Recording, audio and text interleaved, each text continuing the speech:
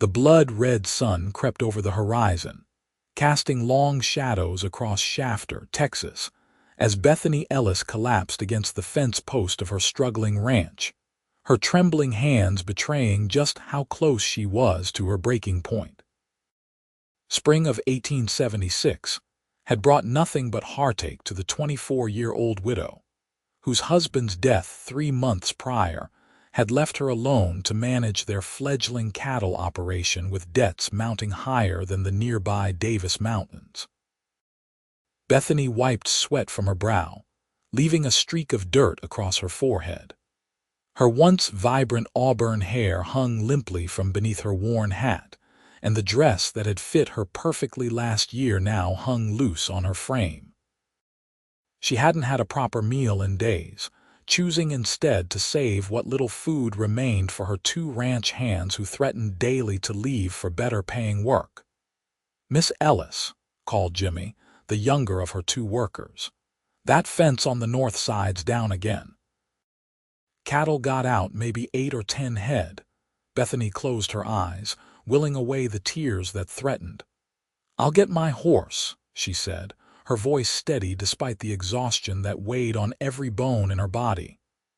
"Madam, with all due respect, me and Hank been thinking."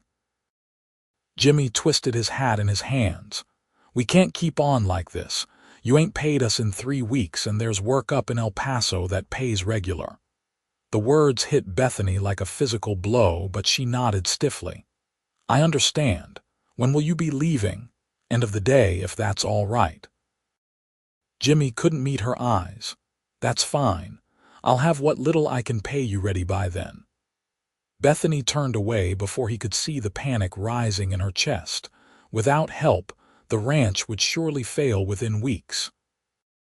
As Jimmy walked away, Bethany gathered her remaining strength and headed toward the stable. Just as she reached for her saddle, a wave of dizziness sent her staggering. She hadn't eaten since yesterday morning, and the world tilted dangerously around her. "Whoa there," came a deep voice, and strong hands caught her before she hit the ground. "Easy now, madam." Bethany looked up into the face of a stranger, tall, broad-shouldered, with eyes the color of a summer storm. Dust covered his clothes, marking him as a man who'd been on the trail for some time. Despite her precarious situation, she immediately pulled away from him, standing on her own 2 feet through sheer force of will. "Who are you, and what are you doing on my property?" she demanded, her hand instinctively moving toward the small revolver she kept in her pocket. The man raised his hands in a placating gesture. "Name's Preston O'Malley, madam. Just passing through looking for work. Saw your place from the road and thought I'd inquire if you needed an extra hand." His eyes narrowed slightly as he took in her exhausted appearance. "Though it seems you might need more than that," Bethany bristled. "What I need is to find my cattle, Mr. O'Malley, not commentary on my appearance." Preston nodded, reaching for the saddle she'd been about to lift. "Let me help with that. Your cattle got out." "I don't need," Bethany began, but another wave of lightheadedness cut her protest short. "I believe you do," Preston said quietly, no judgment in his tone. "I've worked cattle all my life, Miss Ellis, Bethany Ellis," she conceded. "And yes, the north fence is down. I've lost about 10 head. Preston efficiently saddled her horse, then moved to prepare another mount. "Well, Miss Ellis, let me make you a proposition. I'll help you round up those strays today. If you're satisfied with my work, we can discuss something more permanent. If not, I'll be on my way with no hard feelings." Bethany wanted to refuse. Pride demanded she handle her own problems, but reality was a harsher mistress. With Jimmy and Hank leaving, she had no choice. "Fine," she said curtly, "but I can't pay much." Preston swung into the saddle with the ease of a man who'd spent most of his life on horseback. "We can discuss terms later. Right now, let's find those cattle before they wander too far." They rode in silence toward the northern pasture, Bethany fighting to stay upright in her saddle. Preston kept a respectful distance, but she could feel his concerned glances. When they reached the broken section of fence, he dismounted to examine it. "Someone cut this," he said, fingers tracing the clean break in the wire. "This wasn't no accident." Bethany's blood ran cold. "Cut it. Who would? You got enemies, Miss Ellis." Preston's voice was casual, but his eyes were sharp. "Not enemies," she replied, thinking of Marcus Sullivan, the banker who held her mortgage and had made an indecent proposal when she'd asked for an extension. "Just complications." Preston nodded, not pressing further. "Let's find those cattle first, then worry about who's causing trouble." They spent the next 4 hours tracking and rounding up the missing cattle. Bethany was impressed, despite herself, by Preston's skill with the animals. He worked with quiet efficiency, anticipating movements and guiding the livestock with minimal fuss. By midday, they had recovered all 10 head and were driving them back toward the ranch. The Texas sun beat down mercilessly, and Bethany felt herself swaying in the saddle. She hadn't eaten, hadn't rested, and the world began to dim around the edges. Preston was at her side instantly. "Miss Ellis." She felt herself falling, and then strong arms caught her once again. Through a haze, she heard his voice, firm but gentle. "That's it. You're working yourself to death with no rest." Bethany tried to protest, but no words came. "Let me carry some of that weight," Preston said, and the simple kindness in his voice broke something inside her. When Bethany awoke, she was in her own bed, a cool cloth on her forehead. The smell of cooking food drifted through the small ranch house, and for a moment she thought she must be dreaming. Then she remembered the stranger Preston O'Malley and sat up too quickly. "Easy there," came his voice from the doorway. He held a tray with a bowl of what smelled like beef stew. "You've been out for a couple hours. Exhaustion and hunger will do that to a person." Bethany's cheeks burned with shame. "I don't need charity, Mr. O'Malley. It's not charity, it's your own food, just cooked up proper." He set the tray beside her. "Your hands left while you were out. Said to tell you they were sorry." Tears stung her eyes, but she blinked them away furiously. "So I'm alone now. Perfect." "Not quite," Preston said, sitting in the chair beside her bed. "I'm offering my services, full time. I've seen what needs doing around here, and I can handle it." Bethany stared at him. "I told you I can't pay much. I'm not asking for much. Room, board, and a small share of profits once we get the place turning over." His eyes held hers steadily. "I know cattle, Miss Ellis, and I know ranching. This place has potential. Why would you do this?" Suspicion colored her tone. "You don't know me." Preston's gaze didn't waver. "My pa always said there's 2 kinds of people in this world, those who take advantage of others' misfortune, and those who see misfortune as an opportunity to do right. I'd like to think I'm the second kind." Bethany studied him, searching for deceit and finding none. "1-month trial," she finally said. "If it doesn't work out, we part ways." Preston smiled, and Bethany was startled by how it transformed his weathered face. "Fair enough. Now eat something before you waste away to nothing." As Bethany reluctantly began to eat, she realized it was the first time in months someone had shown genuine concern for her welfare. The thought was both comforting and terrifying. The following days established a new rhythm at the Ellis Ranch. Preston rose before dawn, handling the morning chores before Bethany even stirred. He repaired fences, tended to the cattle, and somehow found time to fix the leaking roof that had plagued Bethany since winter. By the end of the first week, Bethany found herself watching him from the kitchen window as he worked, his movements efficient and purposeful. There was something reassuring about his presence, a steadiness she hadn't realized she'd been missing. "You planning to stare all day or come help?"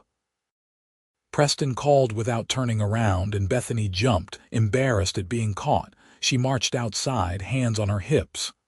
I wasn't staring, I was assessing your work. Preston's lips twitched. And the assessment adequate, she replied, but there was no bite to her words. High praise indeed, he chuckled, hammering another nail into the barn door he was rehanging. Hand me that level, would you? As they worked side by side, Bethany found herself relaxing slightly. Preston never pushed for conversation, but when they did talk, he listened with genuine interest. By sunset, they'd accomplished more than Bethany had managed in weeks with her previous hands. Over dinner, a simple but hearty stew Preston had prepared, he finally broached the subject of the ranch's finances. "We need to talk about your situation, Miss Ellis," he said, refilling her coffee cup. "How bad is it?" Bethany's pride urged her to deflect, but pragmatism won out. "Bad. The mortgage is 3 months overdue. Sullivan at the bank has been insistent that I sell to him at a fraction of its worth." "Marcus Sullivan," Preston's voice sharpened. "I've heard that name before." "He owns half the businesses in Shafter already," Bethany explained. "My husband took out a loan last year to expand our herd, but then the drought hit and prices fell. When John died," she swallowed hard. "The bank called in the loan immediately." Preston nodded thoughtfully. "And your cattle? How many head do you have now?" 73, Bethany said. "Not nearly enough to make the payment Sullivan's demanding by the end of the month." "That's tight, but not impossible," Preston mused. "I heard talk in town that prices in Fort Worth are nearly double what they're paying locally. If we could drive the cattle there instead of selling to Sullivan's agents." "Fort Worth," Bethany shook her head. "That's over 300 miles. We'd never make it with just the 2 of us." "3 of us," Preston corrected. "My friend Abe Mason is in El Paso. Good man, excellent with cattle. I could send for him." "And pay him with what?" Bethany challenged. "Same arrangement as me share of profits." Preston leaned forward. "Listen, Miss Ellis." "Bethany," she interrupted. "If we're going to be partners in this madness, you might as well use my given name." Something warm flickered in Preston's eyes. "Bethany, then. And this isn't madness, it's strategy. Sullivan's manipulating local prices through his buyers. If we bypass him entirely, we'd still need to leave enough breeding stock behind," Bethany calculated rapidly. "And supplies for the drive would cost money we don't have." "I have some savings," Preston offered. "Enough to get us started." Bethany stared at him. "Why would you invest your own money in my failing ranch?" "Our ranch," Preston corrected gently. "If we're partners." The word hung between them, laden with meaning beyond business. Bethany looked away first. "I'll consider it," she said finally. "But I won't take your money without proper documentation of our arrangement." Preston nodded. "I'd expect nothing less. We'll draw up papers tomorrow." That night, lying in bed, Bethany found herself wondering about the mysterious cowboy who had ridden into her life. Preston O'Malley was competent, kind, and undeniably handsome, a dangerous combination for a woman who had sworn never to give her heart again after burying her husband. Yet there was something about his quiet strength that called to her, making her feel safe for the first time in months. But safety was an illusion, she reminded herself sternly. In her experience, people always left eventually by choice or by death. Depending on Preston O'Malley would only lead to disappointment. Still, as sleep finally claimed her, Bethany couldn't deny that the weight on her shoulders felt lighter than it had in a very long time.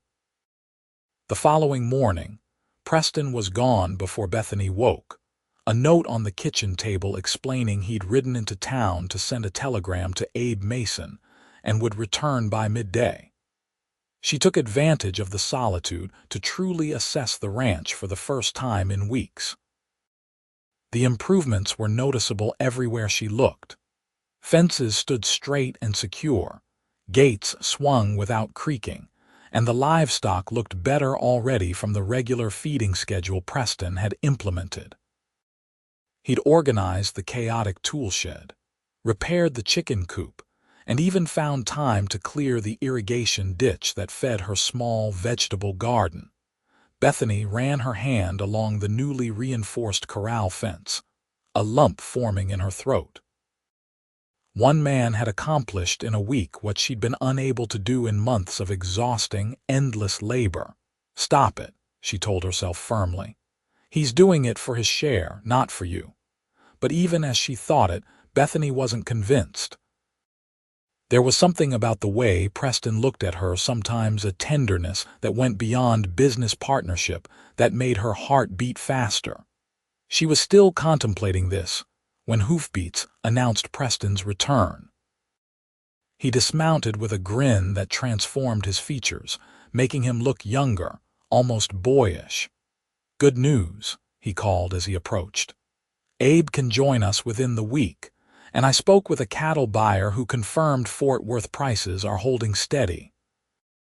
"That is good news," Bethany agreed, trying to ignore the flutter in her stomach at his smile. "There's more," Preston continued, pulling a small pouch from his pocket. "I sold those silver spurs I had. Between that and my savings, we have enough for supplies for the drive." Bethany stared at him. "You sold your spurs, but they were beautifully crafted. They must have been worth not as much as saving this ranch," Preston interrupted. "Besides, a man only needs one pair of spurs, and I've got my everyday ones." Something warm unfurled in Bethany's chest. "Thank you," she said quietly. That's a kindness I won't forget." Preston's eyes softened. "It's not kindness, Bethany. It's investment in our future. Our future." The words echoed in her mind long after he'd moved on to discuss the practical details of their cattle drive. Was there truly an hour in her future now? And why did the thought both terrify and exhilarate her? The next few days passed in a flurry of preparation. They drew up formal partnership papers with the help of Mr. Hollies, the elderly former lawyer who now ran the general store. Preston insisted the terms be generous to Bethany. She would retain majority ownership while he and Abe would share a 30% stake in exchange for their labor and investment. "This seems too favorable to me," Bethany protested as they reviewed the document. "It's your ranch," Preston said simply. "I'm just helping you keep it that way." On the fourth day after Preston's arrival, they were repairing the water trough when a buggy pulled up to the ranch house. Marcus Sullivan stepped out, his expensive suit and gold watch chain a stark contrast to the dusty surroundings. "Miss Ellis," he called, removing his hat with exaggerated politeness. "I was passing by and thought I'd check on your situation." Bethany tensed, wiping her hands on her apron. "Mr. Sullivan, what a surprise." Sullivan's eyes narrowed as they fell on Preston. "I see you've hired help. How resourceful of you." "Actually," Preston stepped forward, extending his hand, "I'm her business partner, Preston O'Malley." Sullivan ignored the outstretched hand. "Partner? How interesting. I wasn't aware Miss Ellis had the means to take on partners." "I find means have a way of appearing when a property has as much potential as this one," Preston replied evenly, dropping his hand. Sullivan's smile didn't reach his eyes. "Indeed. Well, Miss Ellis, I simply wanted to remind you that your payment is due in 3 weeks.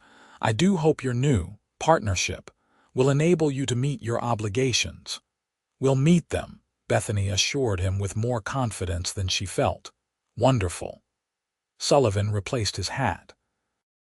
"Though my offer to purchase still stands, it would save you considerable effort." "We appreciate your concern," Preston said, stepping closer to Bethany, "but we're quite looking forward to the effort." Sullivan's jaw tightened. "Very well. Good day to you both." He climbed back into his buggy but paused before driving away. "Oh, and Miss Ellis, do be careful. Accidents are so common on these isolated ranches. It would be a shame if something unfortunate were to happen before our business is concluded." As the buggy disappeared down the road, Bethany released a shaky breath.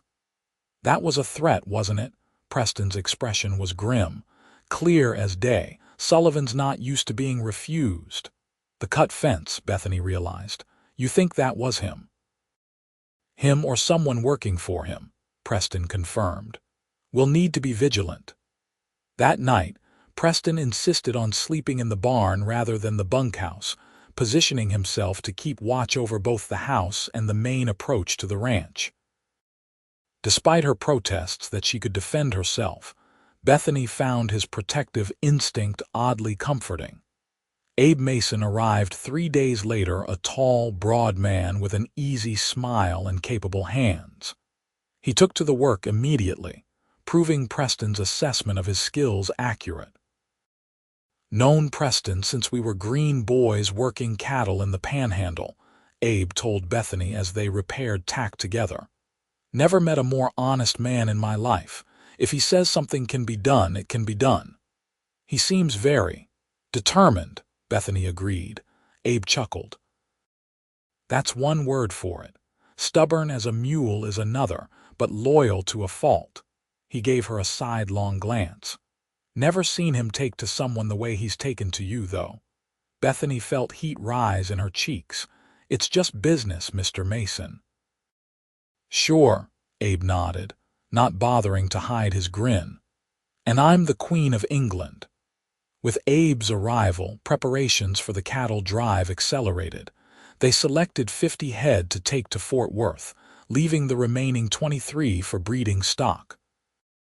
Preston mapped their route, identifying water sources and grazing areas for the 3-week journey. Each evening, exhausted from the day's labor, they would gather around the kitchen table to review their plans. Bethany found herself looking forward to these moments, the easy camaraderie, the shared purpose, and especially the quiet conversations with Preston that often continued after Abe retired to the bunkhouse. Tell me about your husband, Preston asked one night as they sat on the porch, the stars scattered like diamonds above them. Bethany tensed, then forced herself to relax. John was a good man, kind, optimistic to a fault. He believed this ranch could be something special. He was right about that, Preston said softly. He was, Bethany agreed. But he wasn't practical. Took loans we couldn't repay, expanded too quickly. She sighed.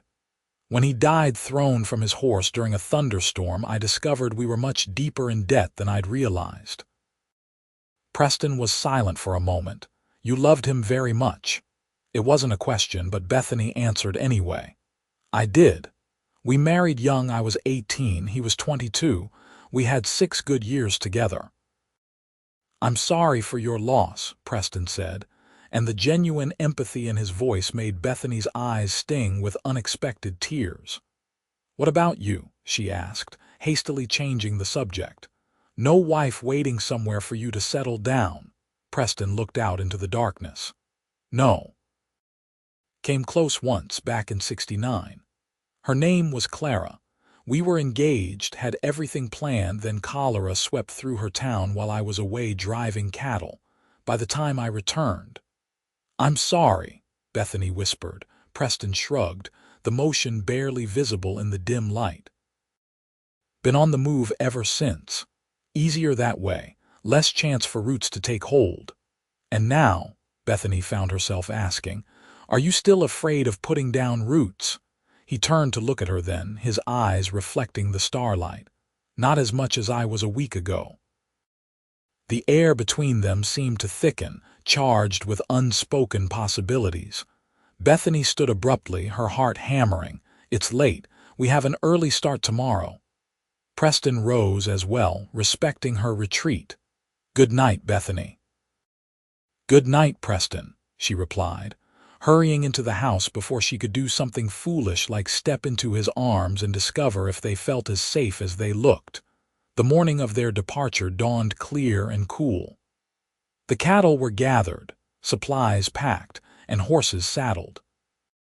Bethany wore practical riding clothes trousers beneath her split skirt, a concession to the long journey ahead that would have scandalized Shafter society had anyone been there to see. "Ready?" Preston asked as she mounted her horse, a sturdy bay mare that had been John's favorite. Bethany took a deep breath, looking back at the ranch house, the only home she'd known since her marriage. "Ready." The first few days of the drive went smoothly. Abe took point, Preston rode flank, and Bethany brought up the rear. The cattle moved steadily, averaging 15 miles a day across the rolling Texas landscape. At night, they took turns standing watch, though Preston insisted Bethany take the middle shift, allowing her the most continuous sleep. On the fourth night, as they made camp near a small creek, Bethany found Preston sitting alone, staring into the fire. "You should be sleeping," she said, settling beside him. "Your watch starts in 2 hours. "Couldn't sleep," he admitted. "Too many thoughts. Care to share them?" Bethany asked, pulling her blanket tighter around her shoulders against the evening chill. Preston poked at the fire with a stick. "I've been wondering what happens after Fort Worth." "After?" Bethany hadn't thought beyond their immediate goal. "I suppose we return to the ranch, pay Sullivan, and start rebuilding the herd." "And my role in that?" Preston's voice was carefully neutral. Bethany studied his profile in the firelight. "You're my partner, Preston, as long as you want to stay." "And if I want to stay for reasons beyond our business arrangement?" His eyes met hers, unflinching. Bethany's breath caught. What other reasons might there be? Instead of answering, Preston slowly raised his hand to her face, giving her every opportunity to pull away. When she didn't, his fingers gently brushed a strand of hair behind her ear. "I think you know," he said softly. The moment stretched between them, taut with possibility. Bethany could feel her pulse in her throat, her body leaning imperceptibly toward his warmth. A startled bellow from the cattle shattered the moment. Both of them were on their feet instantly, reaching for their weapons. "Something spooked them," Preston said, already moving toward the herd with Bethany close behind. They found Abe struggling to contain the agitated animals. "Wolf," he explained tersely. "At least one, maybe more. Got too close to the calves." The three of them worked for over an hour to calm the herd. By the time order was restored, the moment between Bethany and Preston had passed, though the memory of his touch lingered on her skin like a promise. The days that followed fell into a rhythm: drive the cattle from dawn until mid-afternoon, make camp, tend to the animals, sleep in shifts. Bethany discovered muscles she hadn't known existed and a resilience that surprised even herself. The physical demands of the journey left little time for introspection, but in quiet moments, she found her thoughts returning to Preston, his steady presence, his unwavering support, and the growing attraction she could no longer deny. On the 10th day, disaster struck. They were crossing a shallow river when one of the steers stumbled in a hidden hole and panicked, triggering a chain reaction through the herd. Before they could react, cattle were scattering in all directions. "Head them off," Preston shouted, spurring his horse toward the largest group breaking away upstream. For hours, they worked frantically to regather the scattered animals. By sunset, they had recovered most of the herd, but 5 steers remained missing. "We'll find them at first light," Preston assured her as they made camp, both too exhausted to do more than collapse by the fire. They can't have gone far. Morning revealed tracks leading into a densely wooded area. Preston and Bethany followed them, leaving Abe with the main herd. "Careful," Preston warned as they picked their way through the trees. "Perfect place for an ambush." "You think someone scattered our cattle deliberately?" Bethany asked, her hand moving to the revolver at her hip. "After Sullivan's threat, I'm not ruling it out." They rode in tense silence, following the trail deeper into the woods. Finally, they spotted the missing cattle grazing in a small clearing. "Too easy," Preston muttered, scanning the surroundings. As if on cue, a shot rang out, splintering bark inches from Bethany's head. She ducked instinctively as Preston yanked his horse around, placing himself between her and the direction of the shot. "Go," he ordered, drawing his revolver. "Get back to Abe and the herd." "I'm not leaving you," Bethany protested, drawing her own weapon. Another shot, closer this time. Preston's horse reared, almost unseating him. "Bethany, please," he said, his eyes finding hers. "I can't focus if I'm worried about you." Before she could argue further, two riders burst from the trees. Bethany recognized them immediately: Sullivan's foreman, Tucker, and one of his ranch hands. "Well, well," Tucker drawled, rifle aimed casually at Preston's chest. "Seems you folks are having some cattle troubles." "You're doing, I presume," Preston replied evenly, his gun steady in his hand. Tucker shrugged. "Mr. Sullivan was clear either the Ellis woman sells to him or she has nothing left to sell. Step aside, Cowboy, our quarrel isn't with you."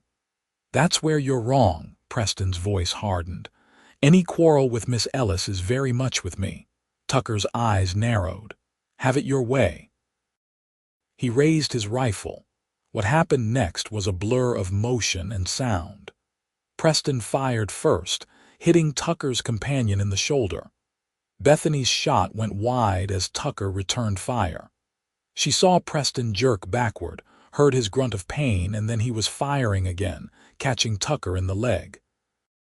The wounded men retreated, cursing as they disappeared back into the trees.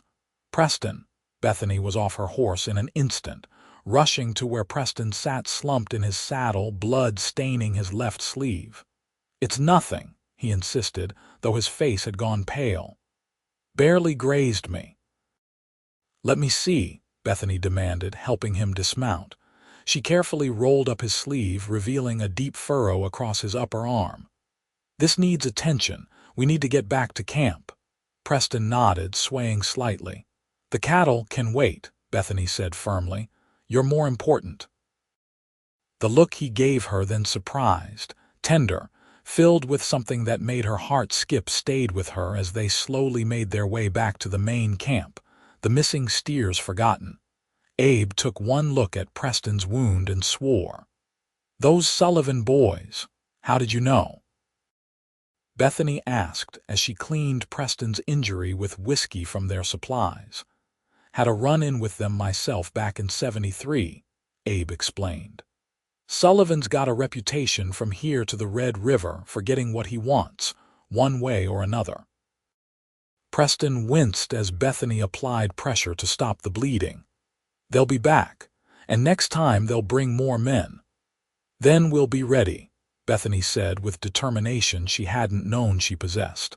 "No one is taking what's mine, not the cattle, not the ranch." She paused, her eyes meeting Preston's. "Not the people I care about." That night, after Abe had taken the first watch and Preston was resting, Bethany sat beside him, checking his wound for signs of infection. "You could have been killed," she said softly, "because of me." Preston captured her hand in his. "I knew what I was signing up for, Bethany. Did you? When you rode onto my ranch that day, did you expect to be shot at by a banker's hired guns?" Her voice trembled slightly. "Maybe not that specifically," Preston admitted with a small smile. "But I knew from the moment I saw you that you were worth fighting for." Bethany's breath caught. "Preston, let me finish," he said gently. "I told you I'd been afraid of putting down roots since Clara died. The truth is, I've been running from anything that felt like home, anything that might hurt to lose." His fingers tightened around hers. "Then I found you working yourself half to death, too proud to ask for help, too stubborn to give up, and something inside me just recognized you." Tears blurred Bethany's vision. "I'm not worth getting shot over." "You are to me," Preston said simply. "You are to me." The dam broke. Bethany leaned forward and pressed her lips to his, a kiss born of fear and relief and something deeper that had been growing between them since that first day. Preston's good arm came around her, holding her close as he returned the kiss with equal fervor. When they finally parted, both breathless, Bethany rested her forehead against his. "We barely know each other," she whispered. "I know everything I need to know," Preston replied. "The rest is just details we'll learn along the way." They reached Fort Worth 2 days later than planned, the delay caused by Preston's injury and the need for additional vigilance against further attacks. To their relief, cattle prices were holding strong, even better than they'd hoped. The sale netted them enough to pay Sullivan's note, with a modest sum remaining to reinvest in the ranch. "We did it," Bethany said in wonder as they sat in the hotel restaurant, celebrating their success. Abe had excused himself early, claiming exhaustion but winking at Preston as he left. "You did it," Preston corrected, raising his glass to her. "I just helped carry the load." Bethany shook her head. "We both know I couldn't have done this without you." Preston's eyes softened. "You're stronger than you know, Bethany Ellis."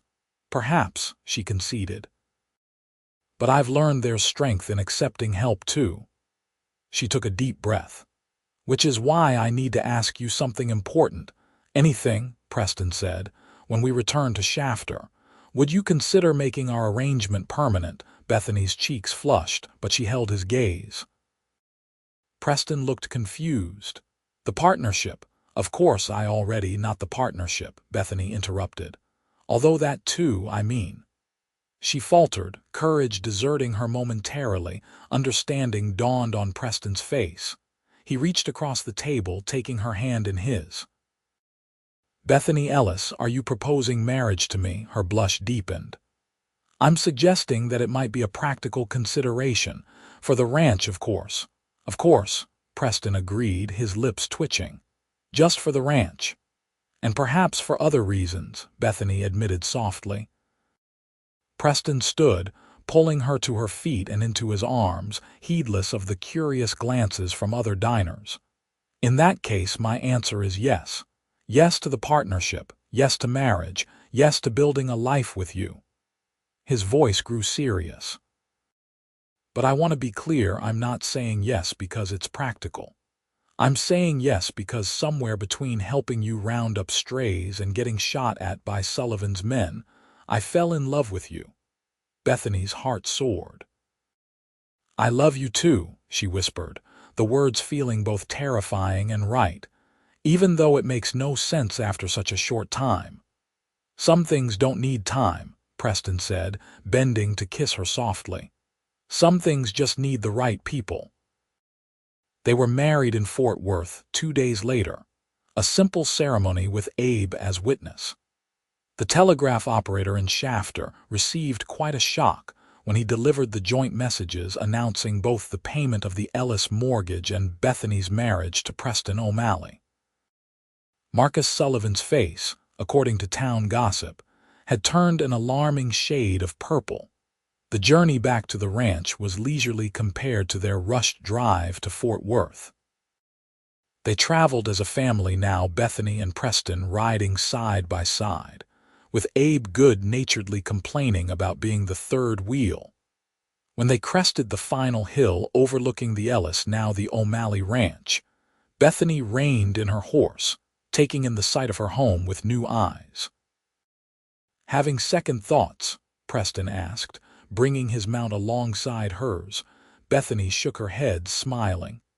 "No, just thinking about how different everything looks now compared to when you first arrived." "The ranch does look better," Preston agreed. "Amazing what a little hard work can accomplish." "I wasn't talking about the ranch," Bethany said softly. "I was talking about me, about my life." She turned to him. "Thank you for carrying some of the weight when I couldn't do it alone." Preston leaned over, kissing her gently. "That's what partners do, and I plan to be your partner in every way for the rest of our days." "Is that a promise, Mr. O'Malley?" Bethany asked, her heart full. "That's a guarantee, Mrs. O'Malley," Preston replied. As they rode down toward their home, Bethany felt lighter than she had in years. The weight she'd carried for so long hadn't disappeared entirely. There would still be challenges ahead, still be work to be done, but now it was shared, balanced between two sets of shoulders instead of crushing down on hers alone. And in that sharing, she had found not just relief, but joy. Spring turned to summer, summer to fall, and with the changing seasons came transformation at the O'Malley Ranch. Preston's experience and Bethany's determination proved to be a powerful combination. They expanded their breeding program, repaired and improved the infrastructure, and by Christmas had hired 2 reliable hands to help with the growing operation. Abe Mason stayed on as foreman, declining Preston's repeated offers of partnership in favor of a generous salary and the freedom to avoid all that paperwork nonsense. In truth, he had become family, a beloved uncle figure who entertained them with outrageous stories of his adventures across the frontier. Marcus Sullivan maintained a cold distance, his plans for acquiring the ranch thwarted. He attempted to pressure other local businesses to refuse to deal with the O'Malleys, but Preston's connections in Fort Worth and beyond provided alternative markets for their cattle. Eventually, even Sullivan had to acknowledge defeat, though he never missed an opportunity to snub them in town. As winter settled over Shafter, bringing cool nights and crisp mornings, Bethany made a discovery that filled her with both terror and elation. She was expecting a child. "Are you certain?" Preston asked when she told him, his voice barely above a whisper. Bethany nodded, watching his face anxiously. "Dr. Miller confirmed it yesterday. The baby should arrive in early summer." For a moment, Preston was perfectly still. Then a smile broke across his face like sunrise over the mountains, and he swept Bethany into his arms, spinning her around the kitchen. "Careful," she laughed. "I'm in a delicate condition, remember." Preston set her down gently, his hands lingering on her waist. "A baby," he said wonderingly. "Our baby. Are you happy?" Bethany asked, still needing the reassurance despite his obvious joy. "Happy doesn't begin to cover it," Preston said, dropping to his knees to press a reverent kiss to her still flat stomach. "I never thought I'd have this, a home, a family, a future so bright it almost hurts to look at it." Tears welled in Bethany's eyes. "I felt the same way after John died, like the future was just an empty road stretching out forever." Preston rose, cradling her face in his hands. "Not empty anymore," he promised. "And not just the two of us either. Our child will grow up surrounded by love. And hard work," Bethany added with a smile. "This is still a working ranch." "And hard work," Preston agreed. "But we'll make sure they know what you taught me, that burdens are lighter when they're shared." That night, lying in Preston's arms, Bethany reflected on the journey that had brought them here. Less than a year ago, she had been a widow working herself to exhaustion, certain she would lose everything her husband had built. Now she was a wife, a partner in a thriving business, and soon to be a mother. "What are you thinking about so hard?" Preston murmured against her hair. "Life," Bethany replied. "How quickly it can change. How a person can go from despair to hope in the blink of an eye." Preston's hand found hers, their fingers intertwining. "Or in the time it takes a stubborn woman to accept help from a drifting cowboy." Bethany laughed softly. "I wasn't that stubborn. You nearly fainted before you'd admit you needed assistance," Preston reminded her. "I've met mules with less determination." "Well, it's a good thing you're equally stubborn then," Bethany retorted, turning in his arms to face him. "Otherwise you might have given up." Preston's expression grew serious. "Never, not on you." He touched her cheek gently. "The moment I saw you trying to saddle that horse when you could barely stand, I knew you were someone worth fighting for."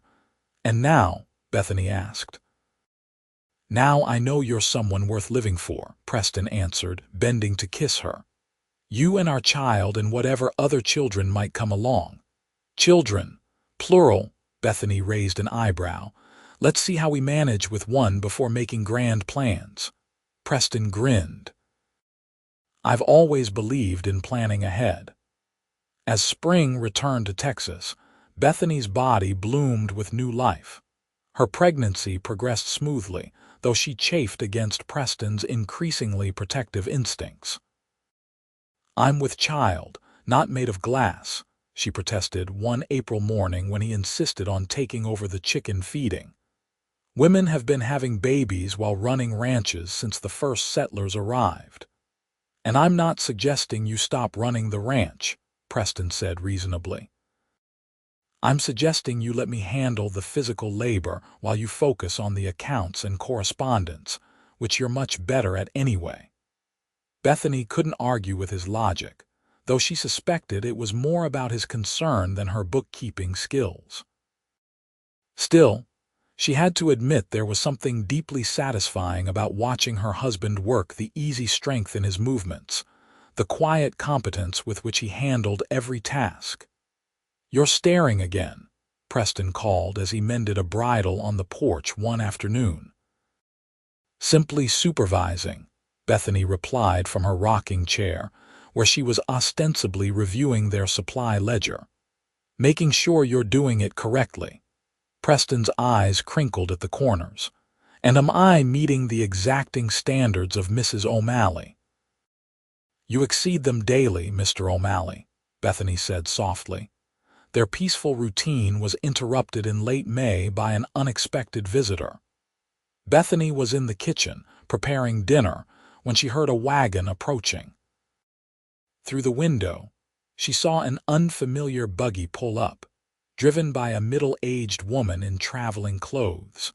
Preston emerged from the barn, wiping his hands on a cloth as he approached the visitor. Even from a distance, Bethany could see his posture change, a sudden tension in his shoulders, a stillness to his stance that spoke of shock. Curious and somewhat concerned, Bethany made her way outside, one hand supporting her very prominent belly. Bethany, Preston said as she joined them, his voice carefully neutral. This is Mrs. Eleanor O'Malley, my mother. Bethany couldn't hide her surprise. In all their months together, Preston had rarely spoken of his family, mentioning only that his parents had settled in Missouri after his father's injury had ended his ranching days. Mrs. O'Malley, Bethany greeted, extending her hand. What an unexpected pleasure. Eleanor O'Malley was a handsome woman with Preston's gray eyes and the same determined set to her jaw. She looked Bethany over assessingly before taking her hand. So you're the woman who finally convinced my son to put down roots, she said. I've been trying to achieve that feat for nearly a decade. Mother, Preston said with a warning note, Bethany didn't convince me of anything. I made my own choice. And a good one by the looks of it, Eleanor replied, her expression softening as she took in Bethany's condition. When were you planning to inform us about our grandchild, Preston James O'Malley? Preston had the grace to look abashed. I wrote to you when we married. I was waiting for the right time to tell you about the baby. Which would be when? After the child graduates from school. Eleanor asked tartly. Despite the tension, Bethany found herself liking this forthright woman. Won't you come inside, Mrs. O'Malley? You must be tired after your journey. Eleanor nodded approvingly.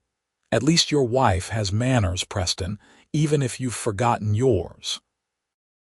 As they settled in the parlor with coffee and the last of Bethany's apple cake, the initial awkwardness began to ease. Eleanor explained that, after receiving Preston's letter about his marriage, she had decided to see for herself the woman who had captured her son's heart. Preston was always a wanderer, she told Bethany. Ever since Clara died, we feared he'd never settle, never allow himself to love again. Mother, Preston interjected, perhaps Bethany doesn't need to hear all this. On the contrary, Bethany said, resting her hand on his. I'd love to hear more about you from someone who's known you longer than I have. Eleanor smiled approvingly. I like her, Preston. She's not afraid to stand her ground. You have no idea, Preston muttered, but squeezed Bethany's hand affectionately. As the evening progressed, Bethany learned more about Preston's childhood, his early days as a cowhand, and the heartbreak of losing Clara. Eleanor, in turn, asked detailed questions about their ranch, their plans for the future, and Bethany's own background. Your father was a teacher, you say? Eleanor asked with interest. Bethany nodded. At a small school in Austin, he believed education was the most important gift a person could receive. A wise man, Eleanor approved. And you've maintained a library here, I notice. She gestured to the bookshelf in the corner. Bethany reads every night, Preston said with pride. She's determined our child will grow up surrounded by books as well as cattle. Eleanor looked between them, something softening in her gaze. I can see why you chose her, son. She has substance. Later, after Eleanor had been settled in the guest room, Preston found Bethany in their bedroom, brushing her hair before the small mirror. I'm sorry about my mother's surprise visit, he said, coming to stand behind her. She's always been forceful. I can see where you get your determination, Bethany replied with a smile. I like her, Preston. She raised a good man. Preston wrapped his arms around her, his hands resting on the swell of their child. She'll stay until the baby comes, you know. Once she's here, wild horses couldn't drag her away before she meets her grandchild. Good, Bethany said decisively. I'll welcome the help and the company. She turned in his arms. And it's time I got to know your family, just as you would have known mine had they lived. Preston kissed her tenderly. Thank you for understanding. Family is complicated but important. Family is what we make it, Bethany corrected gently. You and I and this child were building our own family. Your mother, Abe, even those two ranch hands who pretend not to care but sneak treats to the barn cats, they're all part of what we're creating here. Bethany O'Malley proved to be a godsend in the weeks that followed.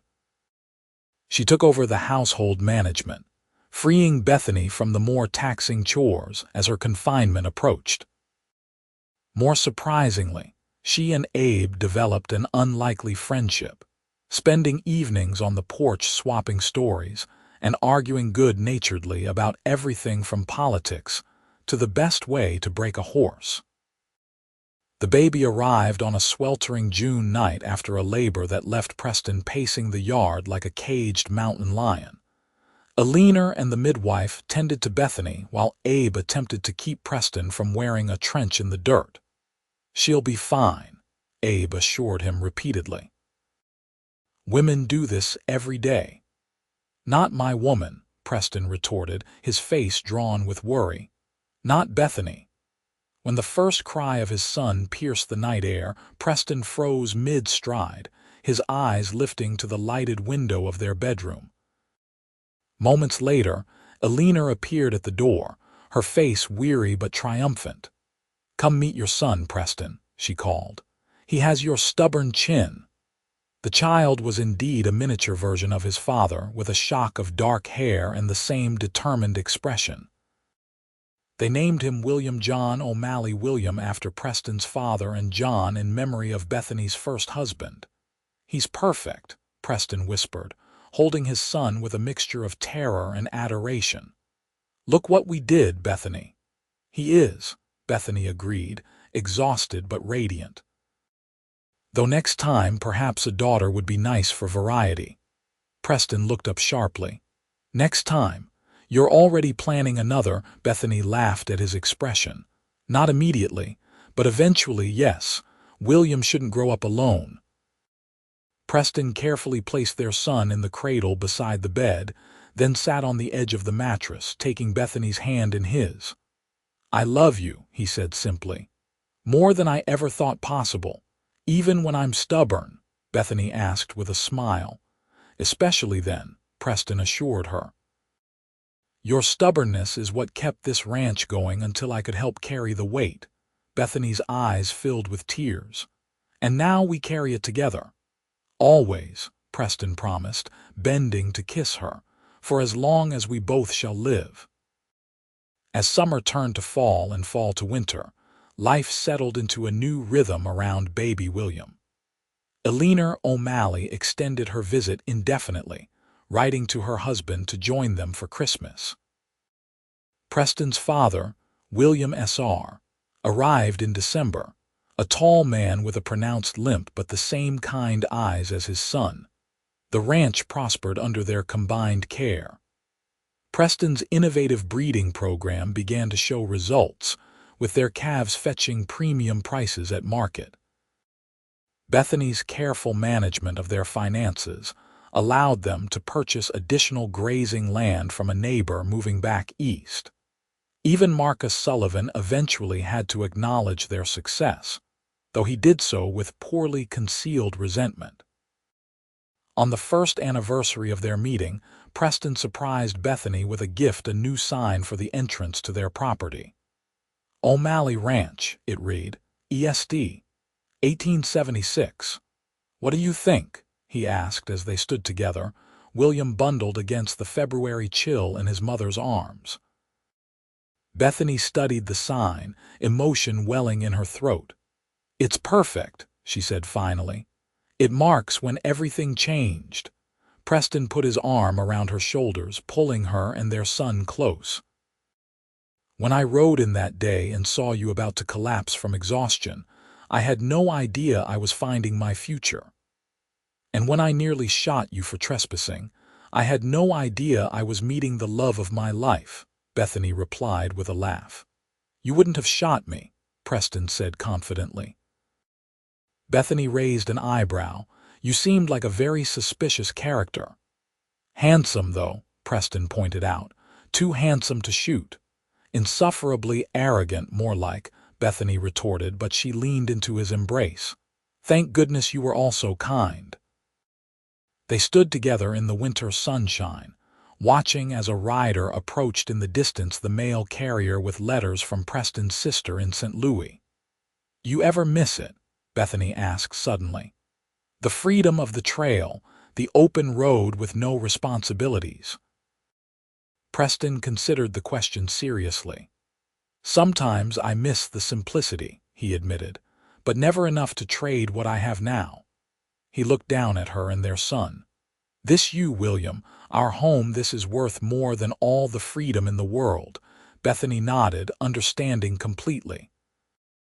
"The weight is easier when it's a weight we choose," she said softly, "and when we don't carry it alone." "That's wisdom worth passing on to our son," Preston agreed, "and to any other children who might join our family." Bethany smiled, resting her head against his shoulder. "About that," she began, "I've been meaning to tell you." Preston's eyes widened as her meaning became clear. "Already?" "Not until late summer," Bethany confirmed. "William will be a year old before he has a sibling to contend with." Joy spread across Preston's face. "Another child," he said wonderingly. "Our family is growing." "Just like our ranch," Bethany agreed. "Both built on hard work, perseverance, and love." As they walked back toward the house, William babbling happily in Bethany's arms, Preston paused to look back at their land, the cattle grazing in the distance, the well-maintained fences, the sturdy barn and bunkhouse, and the home they'd created together. "When I offered to carry some of your weight that first day, I had no idea what I was really saying," he admitted. "And if you had known?" Bethany asked. Preston smiled, his eyes crinkling at the corners the way she loved. "I'd have offered twice as fast." The years that followed brought both challenges and joys. Their second child, a daughter named Elena Rose, arrived in August of 1877, followed 2 years later by another son, James. The O'Malley Ranch became known throughout the region for its quality stock and fair business practices. Preston's parents eventually built a small house on the property, preferring to stay close to their grandchildren rather than return to Missouri. Abe Mason remained their foreman and beloved uncle figure to the children, teaching them to ride almost as soon as they could walk. Bethany established a small school on the ranch, initially for their own children, but eventually serving neighboring families as well. Her father's belief in education lived on through her efforts, and Preston supported her completely, building a proper schoolhouse when the number of students outgrew their dining room. By 1885, the struggling ranch Bethany had nearly lost had transformed into one of the most prosperous operations in the county. The weight that had once threatened to crush her was now distributed among many strong shoulders her husband's, their children's as they grew old enough to take on responsibilities, their loyal workers, and her own, still stubborn but no longer bearing the burden alone. On warm evenings, Bethany and Preston would often sit on their porch, watching their children play in the yard as the sun set over land that had witnessed their journey from strangers to partners to family. "You remember what you said to me that first day?" Bethany asked one such evening, her hand comfortably entwined with his. "When I nearly fainted in the stable," Preston smiled, the years having etched fine lines around his eyes but done nothing to diminish the warmth of his gaze. "I believe I said something about you working yourself to death." "You said, 'Let me carry some of that weight,'" Bethany corrected softly. "And you have every day since." Preston raised her hand to his lips. "The best decision I ever made was stopping at your ranch that day. The second best was staying." "And the third best," Bethany teased. "Marrying the most stubborn, determined, magnificent woman I've ever known," Preston replied without hesitation. "Though perhaps that should be the first best." "It's all one journey," Bethany said thoughtfully, watching as James helped little Eleanor climb the oak tree in the yard while William supervised with all the authority of his 9 years. "From that moment to this one continuous path we've walked together." Preston nodded, understanding as always. "And many more miles ahead of us." "Many more," Bethany agreed, leaning against his shoulder. The weight of his arm came around her not a burden but a blessing, not a constraint but a connection to the man who had taught her that some loads were meant to be shared, and that in sharing came strength beyond measure. Together they watched the sun sink below the horizon, painting the sky in shades of gold and crimson, a fitting crown for the kingdom they had built from determination, hard work, and love that had begun with 6 simple words. "Let me carry some of that weight."